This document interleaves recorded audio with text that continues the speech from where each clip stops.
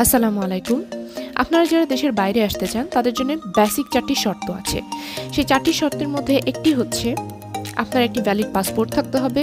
দ্বিতীয় শর্ত হচ্ছে সেই পাসপোর্টে যে দেশে আপনি যাবেন সেই দেশের ভিসা নিয়ে রাখতে হবে। আর তৃতীয় শর্ত হচ্ছে সেই দেশের ভাষা অবশ্যই শিখতে হবে।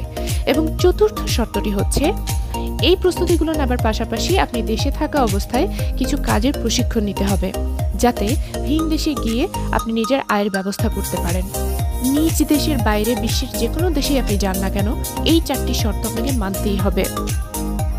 এছাড়াও আনুষঙ্গিক প্রস্তুতি হিসেবে যেই দেশটিতে যাওয়া হবে সেই দেশটি সম্পর্কে একটি ভালো ধারণা নিয়ে রাখা প্রয়োজন। তো এগুলোই মূল এবং প্রধান শর্ত। আমি আবারও সংক্ষেপে বলে দিচ্ছি: একটি ভ্যালিড পাসপোর্ট, প্রয়োজনীয় ভিসা, নতুন দেশের ভাষা শেখা এবং দেশে থাকা অবস্থায় কিছু কাজের প্রশিক্ষণ নিয়ে রাখা। এই 4টি বেসিক প্রস্তুতি নিয়ে রাখতে হবে যে কোনো বাইরের দেশে যেতে হলে। তো বিদেশে গমনেচ্ছুক সবার জন্য শুভকামনা।